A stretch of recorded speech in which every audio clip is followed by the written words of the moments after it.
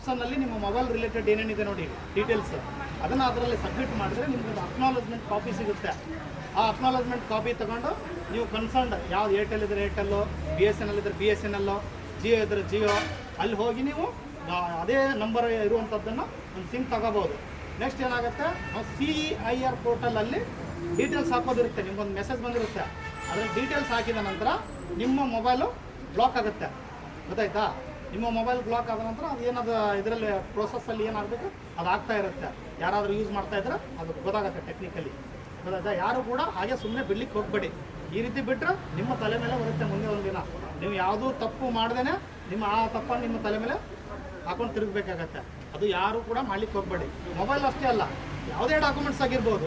ಇವನ್ ನೀವೊಂದು Aadhaar card ಕಳ್ಕೊಳ್ತೀರಾ, Aadhaar card ಕಳ್ಕೊಂಡ್ರು ಕೂಡ ಒಯ್ದು ಬಿಡಿ, ಇನ್ನೊಂದು ತಗೊಳ್ಳುವ ಸುಮ್ಮನೆ ಅಂತ ಅಂದ್ಕೊಂಡು ಹಾಗೆ ಬಿಡಬೇಡಿ. ಜಸ್ಟ್ ಕಂಪ್ಲೇಂಟ್ ಕೊಡಿ ಹೋಗಿ.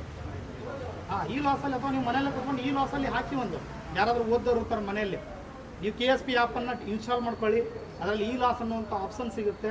ಅದರಲ್ಲಿ ಏನು ಕಳೆದೋಗಿದೆ ನೋಡಿ ಅದ್ರ ಡೀಟೇಲ್ಸನ್ನು ಕೇಳೋದು, ಅದರಲ್ಲಿ ಅಷ್ಟು ಹಾಕಿದರೆ ನೀವು ಸೇಫರ್ ಸೈಡ್, ಆಯಿತಾ?